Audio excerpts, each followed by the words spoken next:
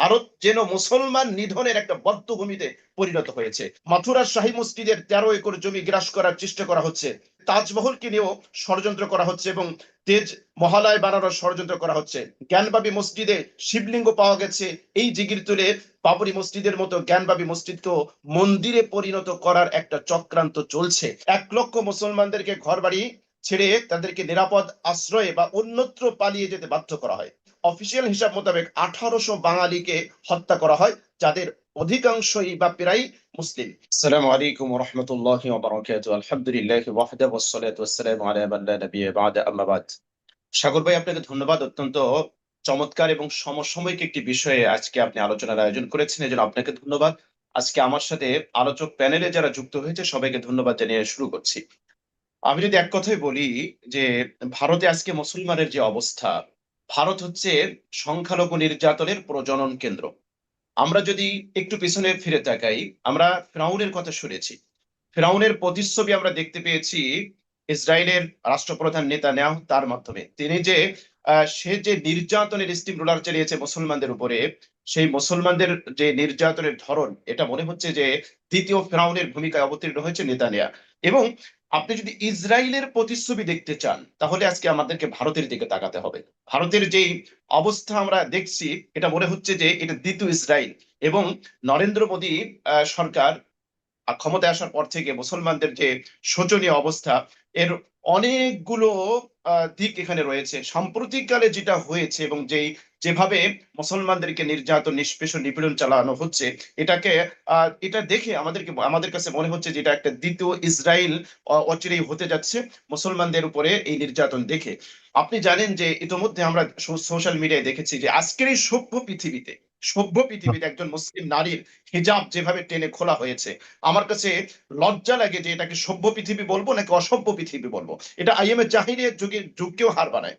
সে যুগেও কোন এই ধরনের এভাবে নারীদেরকে, মায়ের জাতিকে এভাবে অসম্মান করা হয়, এভাবে শ্লীলতাহানি করা হয়, এভাবে রাস্তার মধ্যে একাকী ফেলে তাকে এভাবে নির্যাতন করা হয়, এরকম এক্সাম্পল খুঁজে পাওয়া দুষ্কর। আপনি জানেন যে সাম্প্রতিককালে ওয়াকফ আইন বা ওয়াকফ বিল নামে মুসলমানদের সম্পদ লুণ্ঠন করার যে বন্দোবস্ত করা হয়েছে, এই বিলটা পাশ হওয়ার সাথে সাথে আমরা কি দেখলাম? আমরা দেখেছি উত্তরপ্রদেশের বহু মাদ্রাসাকে সিলগালা করা হয়েছে, গুড়িয়ে দেওয়া হয়েছে, মসজিদগুলো ভেঙে দেওয়া হচ্ছে। তো এর যে মুসলিম নির্যাতন, নিধন আর আপনি কি হতে পারে? ভারত বিভাজন হওয়ার পর থেকে 1947 সালের পর থেকে অদ্যাবধি পর্যন্ত হাজার হাজার মুসলমানদেরকে হত্যা করা হয়েছে এই ভারতের জমিনে, এই ভারত ভূমিতে। সুতরাং আমি এটা স্পষ্ট ভাষায় বলতে পারি যে ভারত যদিও ধর্ম নিরপেক্ষতার কথা বলে, কিন্তু আজকে আর ভারত সেই জায়গায় নাই।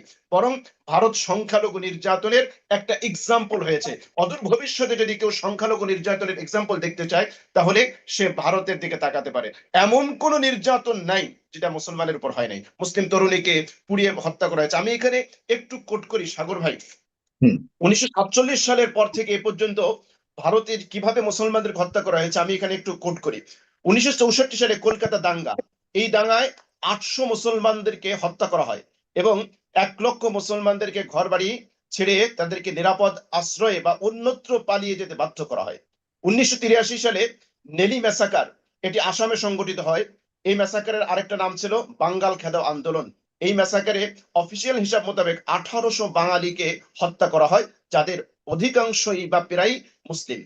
1969 সাল থেকে 1990 সালে গুজরাট দাঙ্গা, 1969 সালে গুজরাট দাঙ্গায় 9 শতাধিক মুসলমানকে অত্যন্ত সুপরিকল্পিতভাবে হত্যা করা হয়। এরপরে হাসিমপুরে ম্যাসাকার, 1987 সাল, উত্তরপ্রদেশের মিরাট শহরে এই দাঙ্গা সংঘটিত হয়। অসংখ্য মুসলমানকে হাসিমপুরা মহল্লা থেকে ট্রাকে তুলে মুরাদনগর এবং গাজীবাদ জেলায় নেওয়া হয় এবং গুলি করে হত্যা করা হয়। এরপরে দেখেন ভাগলপুর দাঙ্গা, বিহার প্রদেশে ভাগলপুরে 1989 সালে 24 অক্টোবর এই দাঙ্গা শুরু হয় এবং প্রায় 2 মাস ধরে চলে। অন্তত 250টি গ্রামে মুসলমানদের উপরে হামলা চালানো হয়, 1000 মুসলমানকে হত্যা করা হয় এবং 50,000 মুসলমানের ঘর বাড়ি থেকে উচ্ছেদ করা হয়। তারপরে বম্বে দাঙ্গা, বাবরি মসজিদ ভাঙাকে কেন্দ্র করে এই নারকীয় দাঙ্গা সংঘটিত হয় 1982 সালে। বিবিসির ভাষ্য অনুযায়ী 1990 সাল থেকেই বাবরি মসজিদ ভাঙা এবং দাঙ্গা বাঁধিয়ে মুসলমানদের হত্যা করার ষড়যন্ত্র পাকানো হচ্ছিল। বাবরি মসজিদ ভাঙার পরে বিবিসির মতে 900 মুসলমানকে অত্যন্ত নির্মম ভাবে হত্যা করা হয়। তারপরে আপনি দেখেন গুজরাট দাঙ্গা, এর আগেও গুজরাটের দাঙ্গা হয়েছে, তখন এই হুম। বর্তমান ভারতের প্রধানমন্ত্রী নরেন্দ্র মোদী সেখানে মুখ্যমন্ত্রী ছিল, সেই জায়গায় হাজার হাজার মুসলমানদেরকে হত্যা করা হয়। এভাবে এর ফিরিস্তি অনেক লম্বা, অনেক লম্বা, এর হিস্টোরি অনেক লম্বা। আমি যদি তালিকা পেশ করতে থাকি এরকম কয়েক ঘন্টা চলে যাবে। তাহলে আমরা দেখতে পেয়েছি যে 1947 সালের পর থেকে অদ্যাবধি পর্যন্ত ভারত যেন মুসলমান নিধনের একটা বধ্যভূমিতে পরিণত হয়েছে। আমরা যদি দেখি, ইতিমধ্যে আপনারা জানেন সোশ্যাল মিডিয়া বা বিভিন্ন মিডিয়ার মাধ্যমে আপনারা দেখতে পেয়েছেন যে ভারতে মুসলমানদের স্মৃতি চিহ্নটুকু মুছে ফেলার জন্য তারা কিভাবে আহ কিভাবে উঠে পড়ে লেগেছে। আপনারা মিডিয়ার মাধ্যমে দেখেছেন যে মুঘল সম্রাট আওরঙ্গজেব, তার মাজার, তার কবরকে সেখান থেকে ধ্বংস করা, উৎখাত করাকে কেন্দ্র করে কিছুদিন পূর্বে সেখানে দাঙ্গা হয়েছে। সেখানে কিভাবে ষড়যন্ত্র চলছে, কুতুব মিনারকে বিষ্ণু স্তম্ভ করার অপচেষ্টা চলছে। তারপরে মাথুরার শাহী মসজিদের 13 একর জমি গ্রাস করার চেষ্টা করা হচ্ছে। তার আপনি জেনে থাকবেন যে তাজমহলকে নিয়েও ষড়যন্ত্র করা হচ্ছে এবং তেজ মহালয় বানানোর ষড়যন্ত্র করা হচ্ছে। জ্ঞানবাবী মসজিদে শিবলিঙ্গ পাওয়া গেছে, এই জিগির তুলে বাবরি মসজিদের মতো জ্ঞানবাবী মসজিদকেও মন্দিরে পরিণত করার একটা চক্রান্ত চলছে। সুতরাং আপনি কোন দিকে বলবেন, কোন জায়গায় বলবেন, কোন জায়গায় হাত দিবেন? আমি তো দেখি যে ভারতের প্রত্যেকটা জায়গায় মুসলমান নিধনের, সংখ্যালঘু নিধনের জন্য একটা বদ্ধভূমিতে পরিণত হয়েছে। যেভাবে একটা স্বাধীন দেশে স্বাধীন নাগরিক হিসেবে বেঁচে থাকার অধিকারটুকু কেড়ে নেওয়া হয়েছে। আপনি জানেন যে কিছুদিন পূর্বে নাগরিকত্ব আইন করা হয়েছে, যেখানে ডেইলি স্টার জাতিসংঘের এক রিপোর্ট তুলে ধরেছে, সেখানে মুসলমানদের উপর বৈষম্য করা হয়েছে। অক্ফ আইন করা হলো, সেখানে মুসলমানদের সম্পদকে লুণ্ঠন করার জন্য একটা তৎপরতা চালানো হয়েছে। কিছুদিন পূর্বে আপনি জানেন কাশ্মীরের যে স্বায়ত্ত শাসন ছিল সেটাকে বাতিল করা হয়েছে।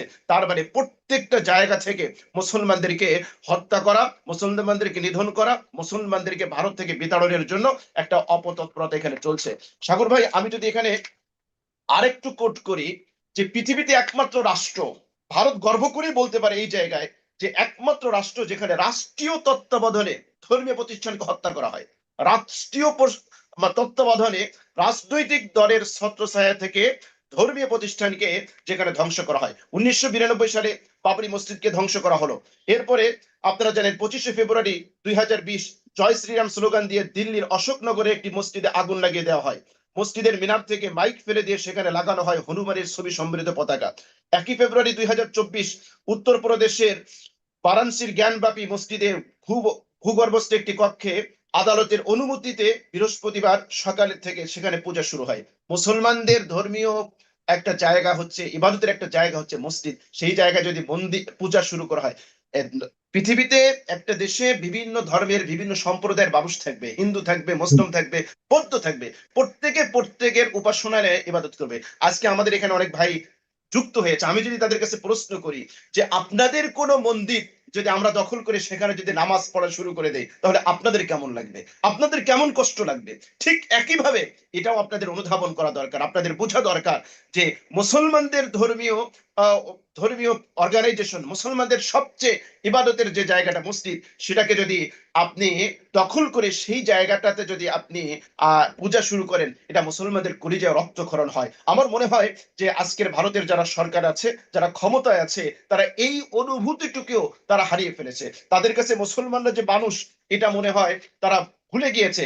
মুসলমানদেরকে মনে হয় তারা মানুষের কাতারে গণ্য করে না।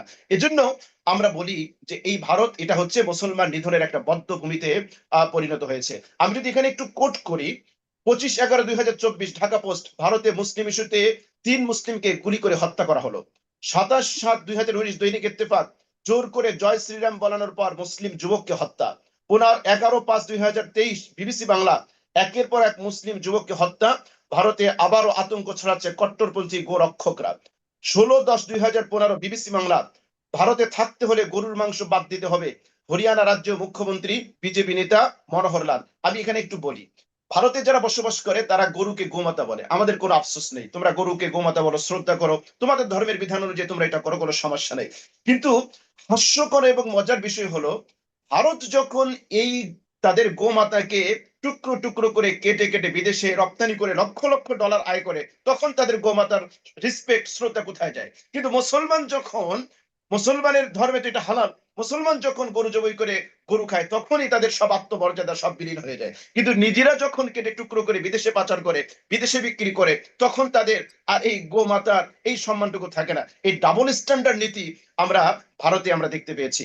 18/6/2024 জয়সবেরে গরুর একটু একটু এক কিন্তু মিনিট ভারতের এই বিষয়গুলো নিয়ে আপনি বা বাংলাদেশ কেন উদ্বিগ্ন? ছোট্ট করে যে কয়েকটা জায়গাতে শেষ করবেন জি। লাইনে। মানে ভারতের এই বিষয়গুলো নিয়ে বাংলাদেশের মানুষ বা আপনারা কেন উদ্বিগ্ন?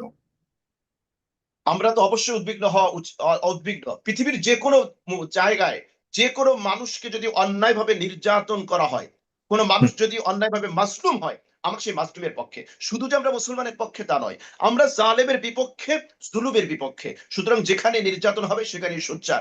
আমরা দেখতে পাচ্ছি একতরফা ভাবে বিজেপি সরকার ভারতকে হিন্দুত্ববাদী রাষ্ট্র করার জন্য 16 কলা পূর্ণ করে ফেলেছে। যা যা করা দরকার সবকিছু তারা করে ফেলেছে। সুতরাং এই জায়গা থেকে প্রায় 26 কোটি মুসলমান তাদের উপর নির্যাতন করা হবে। আর আমি একজন আধুনিক যুগের একজন সচেতন মানুষ হয়ে, একজন মানবতাবাদী হয়ে, আমরা এই মানবতা বিরোধী অপরাধ, এই জুলুমের বিরুদ্ধে কথা বলবো না, এটা তো হতে পারে না। আমরা তো পশু না, আমরা তো মানুষ, আমাদের ভিতরে মনুষ্যত্ব আছে। সুতরাং আমাদের বার্তা একেবারে স্পষ্ট। যদি ভারতের এভাবে এভাবে সংখ্যালঘু নির্যাতন চলতে থাকে, তাহলে অচিরেই এই ভারত এটা আরেকটা ইসরায়েল রাষ্ট্রে পরিণত হবে, আমরা তার প্রতিচ্ছবি দেখতে পাচ্ছি। সুতরাং আমরা আজকে আপনার এই টকশোর মাধ্যমে, আলোচনার মাধ্যমে আমরা মেসেজ দিতে চাই, অচিরেই অবিলম্বে সংখ্যালঘু নির্যাতন এটা বন্ধ করা হোক। ভারতের সবচেয়ে ডাবল স্ট্যান্ডার্ড নীতি এই জায়গায় আমরা দেখতে পাই। নিজেদের ওই জায়গায় মুসলমানদের উপরে, অন্যান্য ধর্মাবলম্বীর উপরে নির্যাতন হয়, অথচ বাংলাদেশের উপরে তারা বৃদ্ধাঙ্গুলি তোলে। বাংলাদেশকে তারা বলতে চায় এখানে সংখ্যালঘু নির্যাতন হয়। মানে উদর পিণ্ডি বুদর ঘাড়ে চাপানোর একটা অপকৌশল, অপতৎপরতা ভারত ইতিমধ্যে হাতে নিয়েছে। সুতরাং অবিলম্বে অচিরেই এই ধরনের জুলুম, এই ধরনের নির্যাতনের অবসান হোক। একটা দেশকে সাজানোর জন্য সেই দেশের প্রত্যেকটা জনগণের ভূমিকা আছে।